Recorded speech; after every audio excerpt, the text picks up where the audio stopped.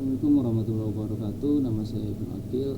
Di sini saya akan menjelaskan tentang tugas metode penelitian, mereview dan membuat mind map dari buku Ronnie van Foors yang berjudul Tempat Terbaik di Dunia. Nah, kebetulan saya mendapat bagian di bab 1 ya. Baik, saya akan presentasikan sebentar.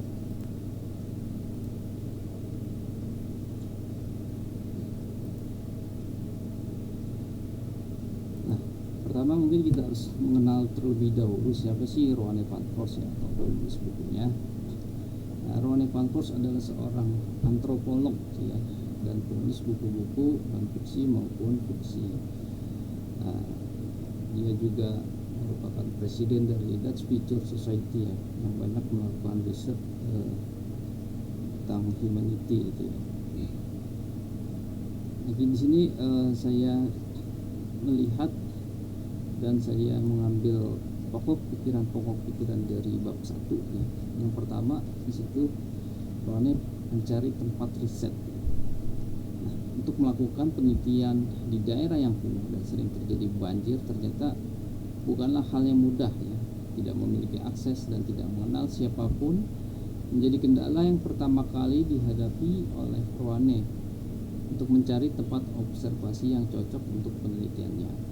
Nah, pada akhirnya Ronnie berhasil mendapatkan tempat untuk riset setelah bertemu dengan tikus ya, yang seorang pengamen di sebuah desa. Nah, di sini penggunaan nama dan tempat itu disamarkan ya, untuk menjaga privasi sumber datanya ya.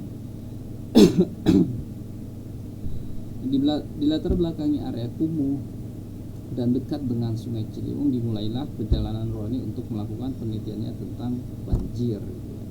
Karena berprofesi sebagai penulis, gaya bahasa yang digunakan oleh Ronnie ini bersifat deskriptif gitu ya, dari sudut pandang pertama atau sudut pandang penulis gitu ya. Nah, Ronnie cukup detail dalam menjelaskan kejadian-kejadian yang dialaminya selama masa penelitiannya di bantaran kali. Nah, topik yang kedua yang saya dapatkan di bab 1 ini, flood early warning system tidak tersedia gitu ya. Nah, Ronnie menemukan fakta bahwa pemerintah setempat setelah banjir yang terjadi pada tahun 2000 tidak lagi mengeluarkan anggaran untuk sistem peringatan dini di daerah aliran sungai yang rawan banjir, karena kawasan tersebut adalah lokasi yang tidak diperuntukkan untuk hunian. Itu keputusan mereka. Karenanya warga setempat terpaksa membeli sendiri ortofon untuk mendapatkan informasi jika terjadi banjir.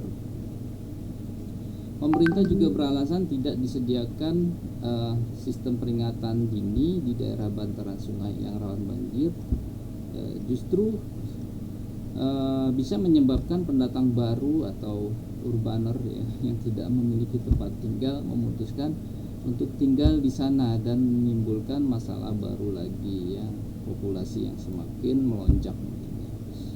Kemudian di sini ada contoh seorang warga bekerja keras untuk membeli portofon, adalah Yusuf ya, yang bernama samaran, adalah salah seorang warga yang tinggal dekat kontrakan Ronnie. Yusuf telah membeli walkie-talkie atau portofonnya dengan harga yang cukup mahal bagi Yusuf yang hanya bekerja sebagai seorang cleaning service. Nah, portofon di sini menjadi alat pengganti sistem peringatan dini yang memang belum ada di daerah itu. Dengan portofon, Yusuf dapat mendengarkan info terkait banjir. Hal ini secara tidak langsung meningkatkan status sosial warga yang memiliki portofon. Namun ironisnya ya, Yusuf harus mengorbankan pekerjaannya hanya untuk memantau informasi melalui portofon. Jadi dia tidak tidur itu hanya untuk mendengarkan portofon sehari-hari.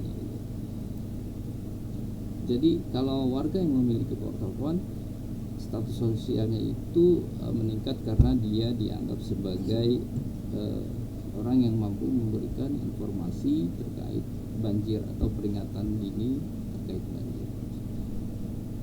Akhirnya Roane mengalami pengalaman pertama banjir ya.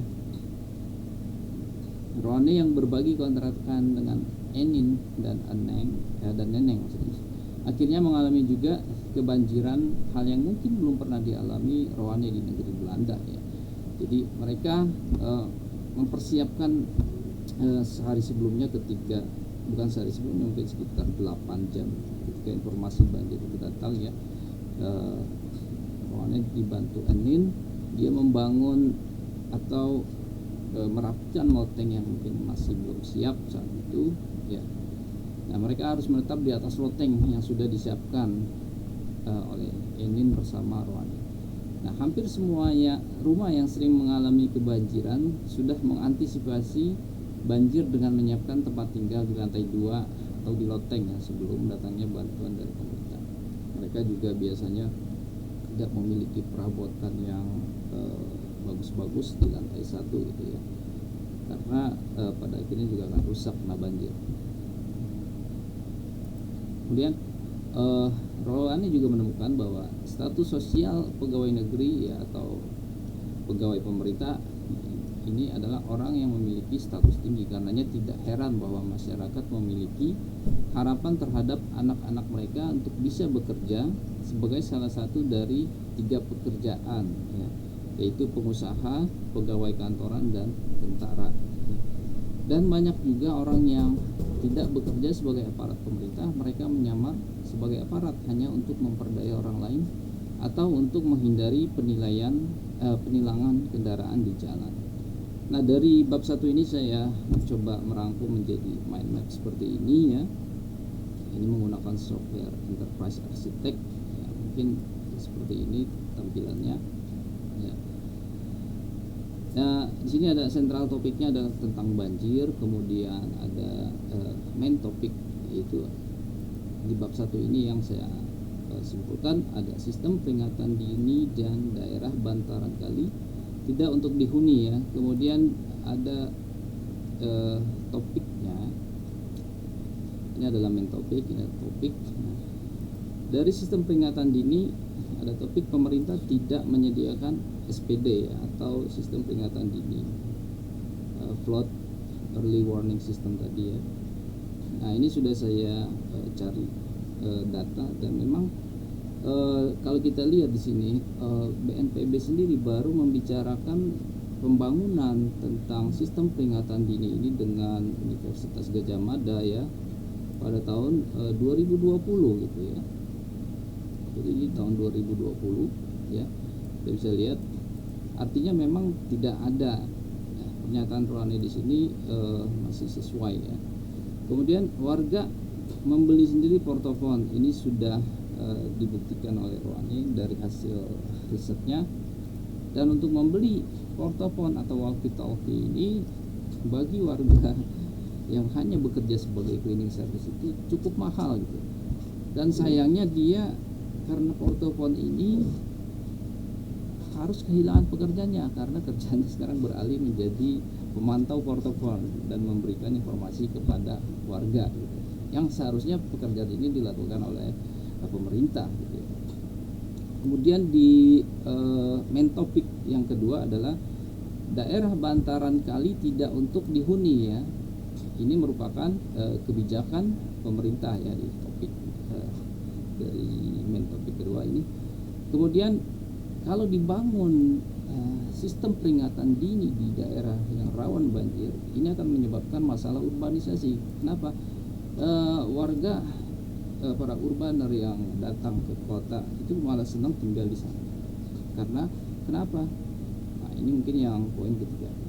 Mereka masuk ke dalam masyarakat yang berpenghasilan rendah dan tidak mampu membayar biaya kontrakan yang mahal gitu ya. Sehingga pilihan yang terbaik buat mereka adalah tinggal di bantaran kali gitu ya.